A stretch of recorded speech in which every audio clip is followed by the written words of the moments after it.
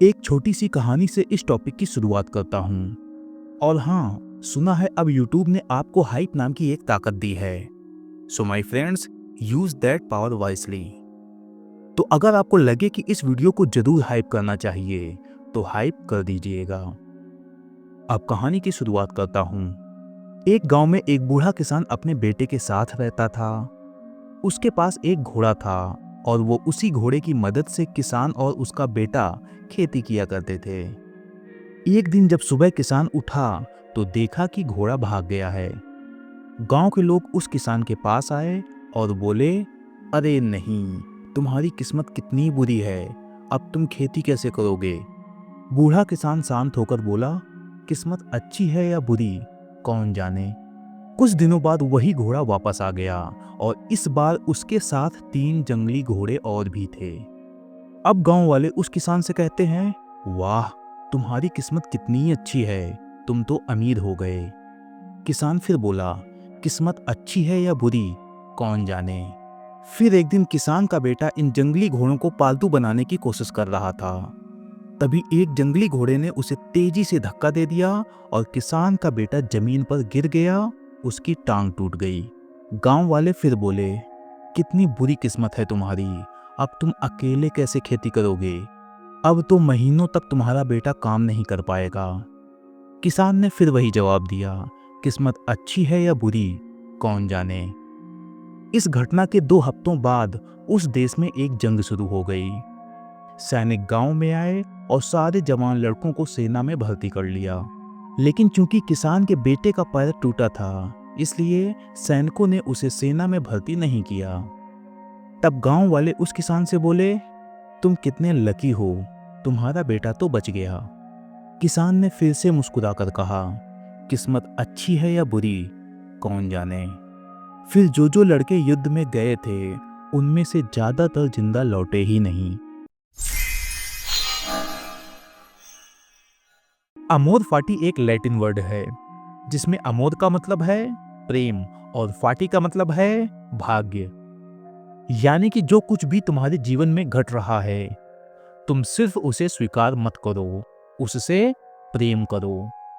Nietzsche कहते हैं कि जरूरी चीजों को सिर्फ ढूंढना नहीं है, उनसे प्रेम करना है।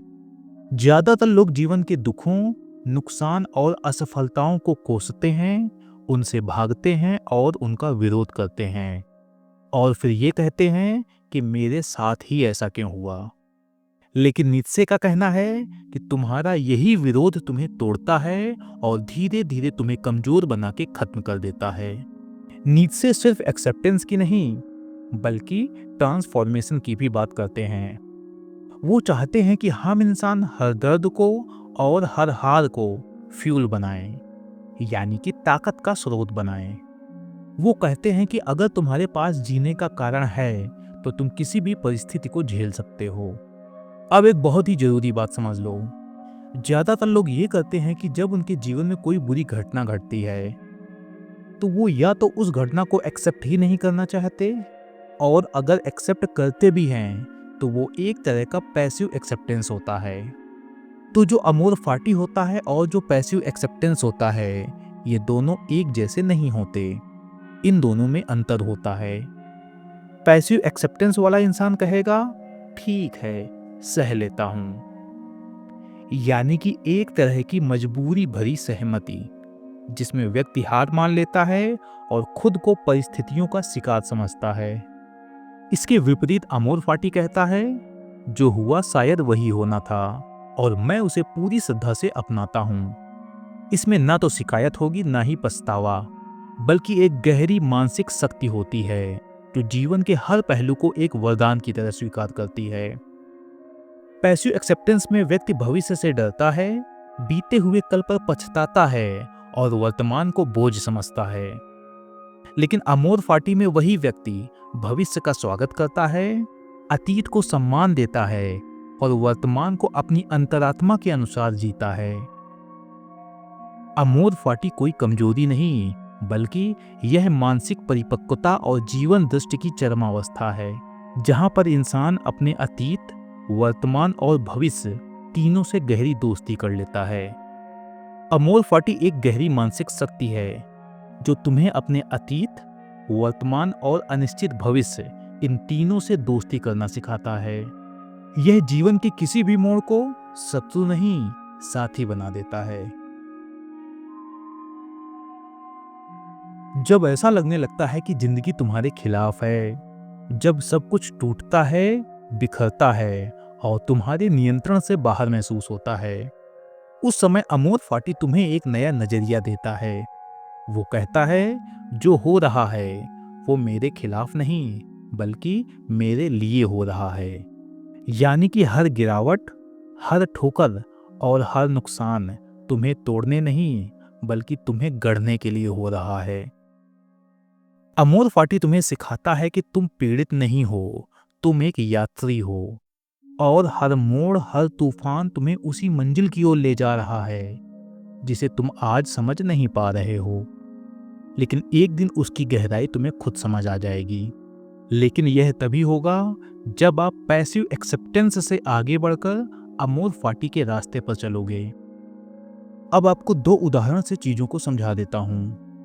पहला उदाहरण, मान लो किसी का डाइवोर्स हो गया, तो आसपास के लोग कहेंगे अब तो सब कुछ खत्म हो गया, जिंदगी बर्बाद हो गई। लेकिन अमोद फाटी की दृष्टि कुछ और ही कहती है। यहां अमोद फाटी वाला इंसान कहेगा, शायद यह घटना मेरी ग्रोथ का हिस्सा है। यह झटका मुझे खुद से जोड़ने, स्वतंत्र होने और जीवन को नए दृष्टिकोण से देखने का मौका देने आया है। अब वो व्यक्ति दुख में डूबने के बजाय अपने भीतर झांकता है और वहां उसे मिलती है एक नई स्पष्टता, नई दिशा और शायद वो शांति जो पहले कभी भी नहीं थी। अब दूसरा उदाहरण, और ये उदाहरण है stoic philosopher and Roman emperor Marcus Aurelius का। जब मार्कस ऑरेलियस के चारों ओर युद्ध, मौत और बीमारी फैली थी, तब भी वो अपने जर्नल में लिखते हैं, जो रुकावट है वही रास्ता बन जाती है। मार्कस अपने दर्द से भागे नहीं, उन्होंने उसे अपनाया। उन्होंने अपने जीवन की कठिनाइयों को अपना शत्रु नहीं माना, बल्कि उन्हें शिक्षक, दिशा देने वाला और मार्गदर्शक समझा। यही है असली अमोद फाटी, जहां हम कठिनाई को मिटाना नहीं चाहते, बल्कि उसे गले लगाकर उसी से आगे का रास्ता बना लेते हैं। फ्रेडरिक नीत्शे का जीवन जितना बौद्धिक रूप से गहरा था, उतना ही व्यक्तिगत रूप से चुनौतीपूर्ण था।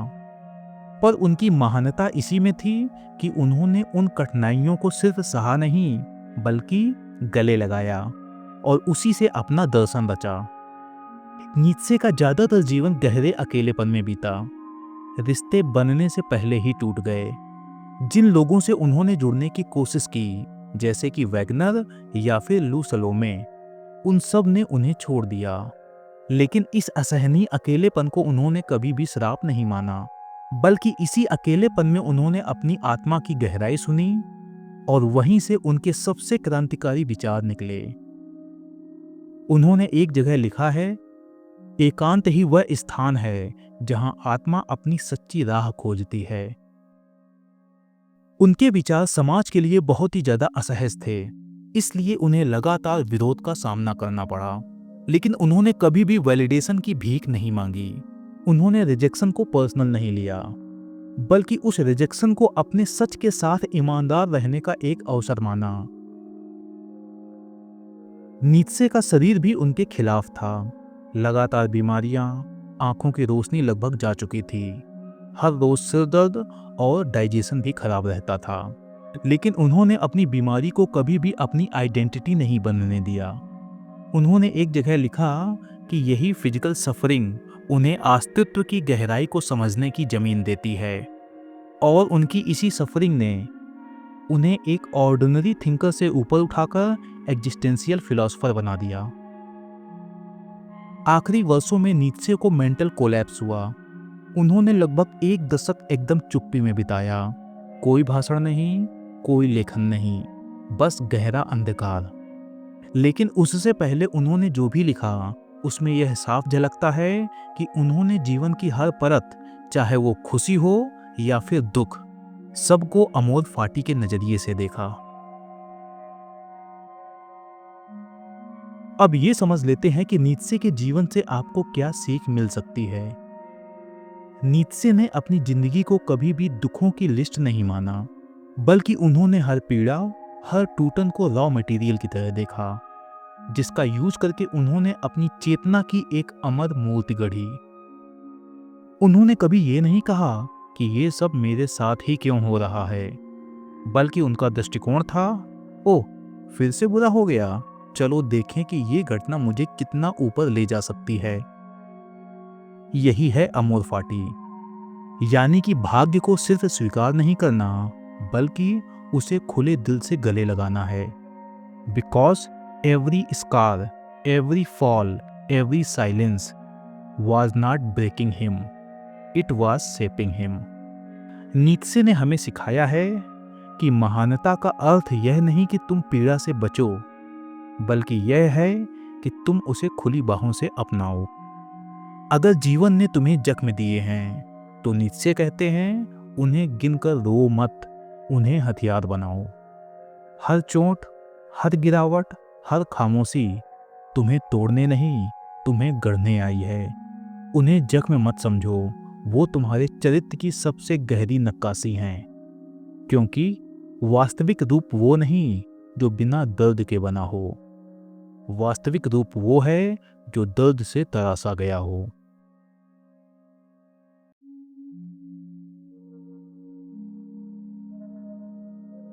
पुराने समय में एल्केमिस्ट एक ऐसा रहस्य ढूंढते थे जिसमें लोहे को सोने में बदला जा सके, लेकिन नीत्शे ने हमें एक और प्रकार की एल्केमी सिखाई, और वो है साइकोलॉजिकल एल्केमी।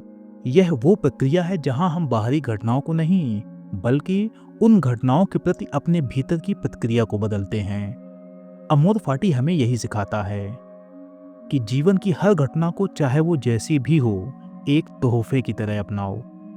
यह कोई सतही पॉजिटिविटी नहीं है, बल्कि यह गहरे स्तर पर खुद को ट्रांसफॉर्म करने का तरीका है। यहाँ दुख को नकारा नहीं जाता, बल्कि उसे बदलकर रूपांतरित किया जाता है। जहाँ दुख हमारे अंदर गहराई लाता है, असफलता परिपक्वता लाती है, अस्वीकृति आत्मज्ञान की ओर ले जाती है, और संघर्ष हमें ताकतवर बनाता है। जब जीवन मुश्किल लगे तब अमोद फाटी को याद किया करो, और जब मन में आए कि मेरे साथ ही ऐसा क्यों हुआ, काश ये दर्द ना आया होता, या फिर सब आगे निकल गए, मैं पीछे छूट गया, तो इन विचारों में उलझने के बजाय अमोद फाटी को अपनाओ और खुद से कहो, शायद यही रास्ता मेरी आत्मा को तराशने के लिए चुना गया था, मुझे यहीं से होकर गुजरना था, ताकि मैं वो बन सकूं जो मैं बनने के लिए पैदा हुआ हूं। अमोद फाटी तुम्हें सिखाता है कि तुम जीवन की घटनाओं को बदल नहीं सकते, लेकिन उनके प्रति अपने दृष्टिकोण को बदल सकते हो। यह सिर्फ एक्सेप्टेंस नहीं, बल्कि एक्टिव ट्रांसफॉर्मेशन है, जहां पेन तुम्हारे लिए इंस्पिरेशन का काम करते हैं और हर्ट होकर तुम्हें भीतर से उठाती है। यही है साइकोलॉजिकल अल्केमी थ्रू अमोद फाटी, जिसमें तुम अपने मन को सोना बनाते हो। फ्रेडरिक नीत्शे ने कहा है, तुम्हारा जीवन जैसा भी रहा है वैसा ही दोबारा जीने को तैयार रहो, बिना कुछ बदले। कोई पछतावा नहीं, कोई शिकायत नहीं। हर क्षण से प्रेम करो, क्योंकि वही तुम्हें महान बना रहा। तो अब अंतिम प्रश्न है कि इस अमोद फाटी को अपनाएं कैसे। अमोद फाटी सिर्फ एक विचार नहीं, एक अभ्यास है, और इसे अपनाने के लिए तुम्हें अपने अंदर बदलाव लाने होंगे। पहला काम ये करना है कि अपने जीवन की हर घटना को एक अध्याय समझो, पूरी किताब नहीं। जो आज घटा है वो तुम्हारी पूरी पहचान नहीं है, वह एक पन्ना है, पूरी कहानी नहीं। दूसरा काम, सवाल बदलो। वाई मी ये कहने के बजाय खुद से ये पूछो कि यह पेन मुझे क्या सिखा रहा। यहीं से पीड़ा शिक्षक बन जाती है। तीसरा काम, अपने अतीत से लड़ना बंद करो। वह दुश्मन नहीं, तुम्हारा मेंटर है। हर गलती, हर दर्द तुम्हारे निर्माण में एक ईंट है। चौथा काम, हर कठिनाई को पूर्व निर्धारित मानो।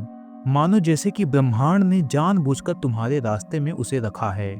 वह कठिनाई तुम्हें तोड़ने के लिए नहीं, बल्कि तुम्हें तराशने के लिए आई है।